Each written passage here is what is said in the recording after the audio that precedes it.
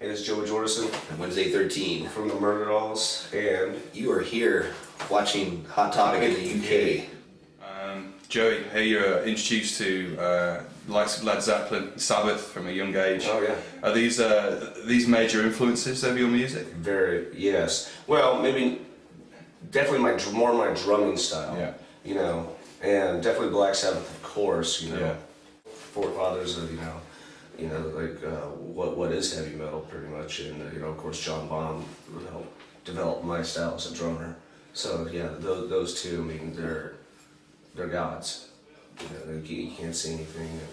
I don't care who you are. You cannot say anything bad about those bands. Unless you're Keith Moon. Well, the Who's different. Keith Moon's my favorite drummer of all time. There you go. Best friends with Bonzo, so Yeah, exactly. Yeah, so He partied. yeah, so it was Bonzo. you certainly did. Have your musical tastes, both of you, have they changed over the years at all? Definitely for me. Yes, you definitely for me, changed.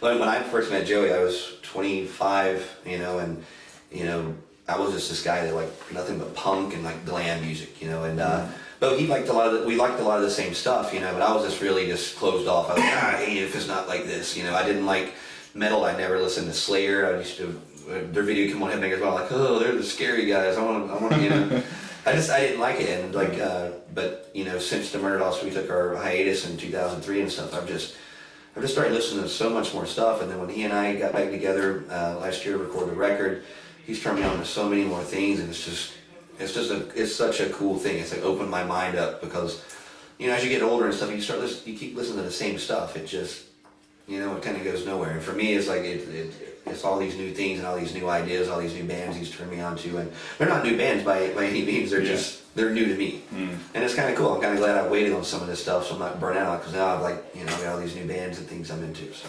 One bands I turned him on to was Killing Joke. Oh, yeah. Obviously here. yeah, It's, obviously Yeah, a Killing major Joke. band and everything. So, and of course I spent loads of time with Paul Raven when I was in ministry, and so I turned him on to that. I didn't know if he would like it.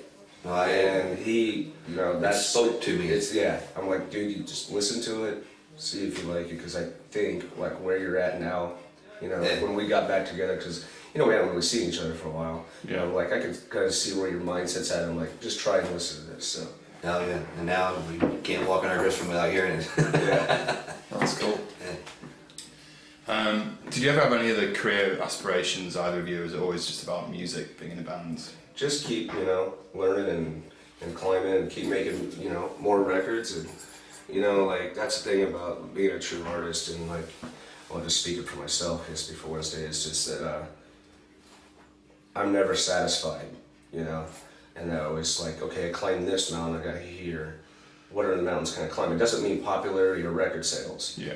It has to do with my heart and my personality. Personal goals. It's just and that's what's great about music, and the people I meet and the fans I meet and all that stuff. I get all this, I'm learning from my fans a lot, I mean, I kind of see where they're at, and they kind of like, it fuels my music, basically, and then keep me alive, It's just like, for me, like with music, like this whole return to the Murderdolls and stuff. It's like I just feel like I'm in a different headspace now. And like now, it's like I used to go on stage and do songs, and a lot of our songs are tongue-in-cheek, goofy type kind of songs. And then but with the new record, we started adding in more kind of so there's some personal songs on the record and stuff. And when I go on stage now, like I used to never think about the words. I just other than just knowing them, that's my thing. But like, I soak all this stuff in. I'm reacting, I'm thinking of stuff like that, and that's stuff I never did before. And it's just because I've just opened my mind up to music and stuff now, and it's just you sleep and you breathe it. It's just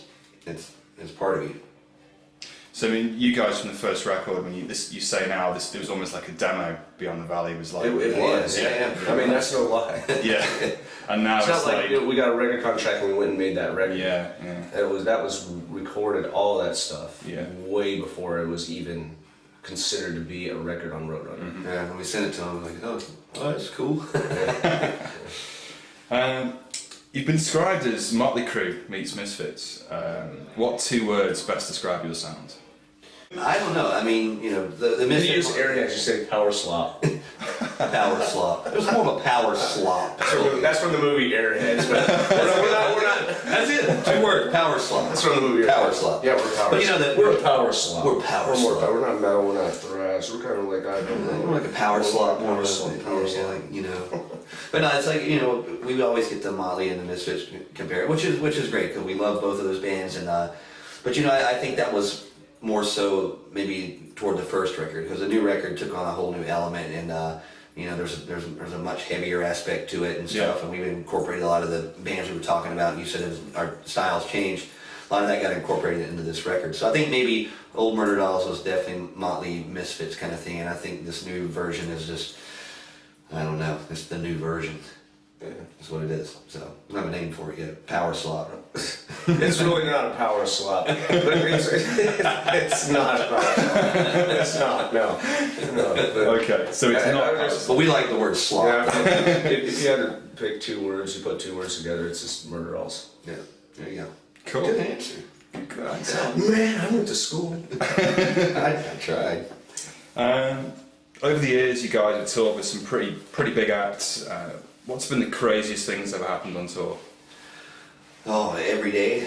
that you can share with us? Yeah, we had a good episode last night. Yeah. Not getting into that. Nothing you can share with us, no? You know, I mean, honestly, there's been so many things. Like, it's so hard to pick. I mean, you know, if you just take, you know, what we did in the past few months. I mean, you know, going out and opening up for Guns N' Roses over Europe, and you know, and then sitting backstage, and Axl Rose runs off stage and runs in the dressing room and goes, "Hey guys, I'm sorry I didn't say hey to you 3 days ago, but let's go party. Let's go eat Hooters hot wings and drink tequila." And they're like, "What? How did this happen?" You know, it's just like little moments like that where you go, "Whoa, where am I at?" You know. You know, or us rehearsing Devil's Whorehouse with Jerry Only from the Misfits awesome. in a bathroom that's smaller than the room we're in right now, and rehearsing it In a on toilet. on the drumsticks on the toilet seat. No way. Because we did the version different than he did. We did it like in halftime, and we had to play the beat for him, and because he wanted to come on stage and do a song. So again, all of us crammed in this tiny bathroom with Jerry Only learning Devil's Whorehouse with him.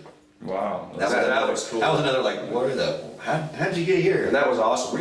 That experience was amazing. And Do you prefer to play drums or guitar? they're both 2 different animals, and I love both of them. Yeah. You know, obviously I'm more known as a drummer, but I started on guitar first.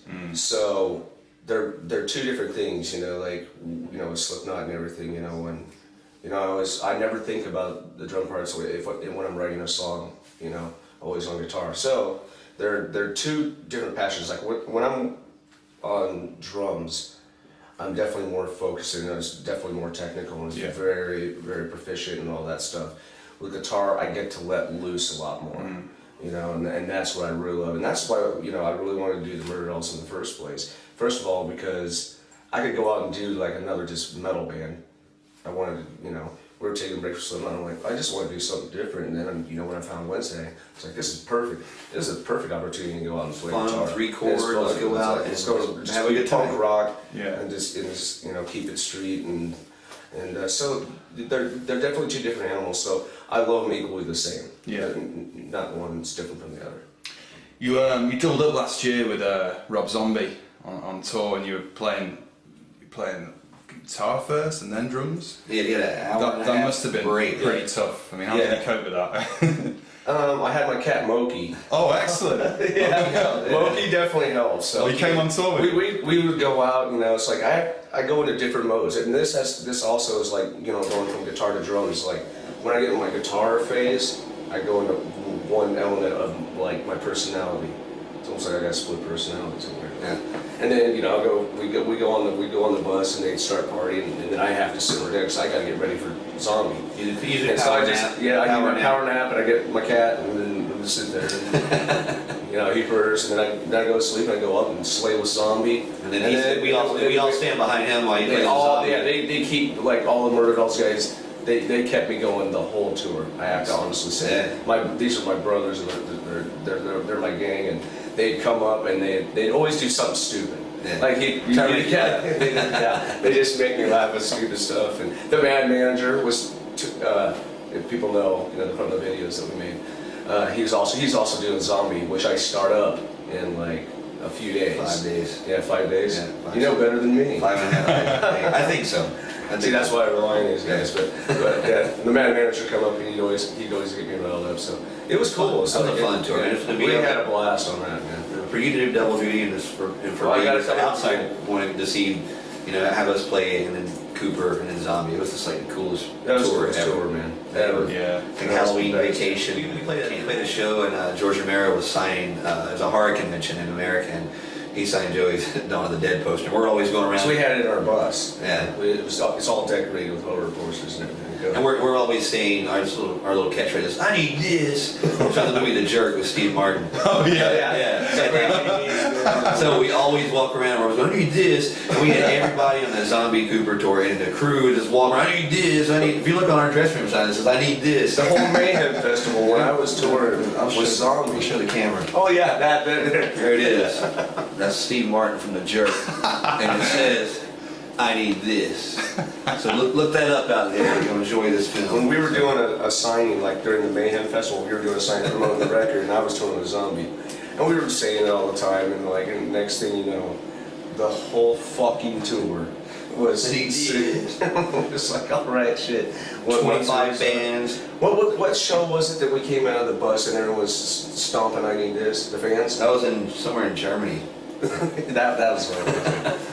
Oh yeah. I was sleeping in the back, and I was like, all of a sudden, I was like, I thought that was how weird. And we say it on stage too between songs, like you try to make each other laugh. Yeah. Any special messages for all the Murderdolls fans out here in the UK?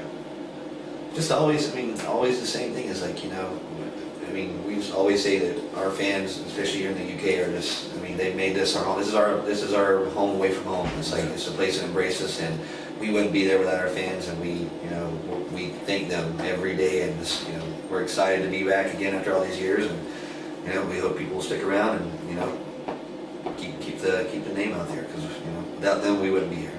Yeah, and just thanks to all my UK fans for everything, from everything I've done with my band Slipknot and everything, and of course embracing the Murderdolls. Everything, the UK fans are unreal, they're the best. Can't thank them enough. So thank you guys.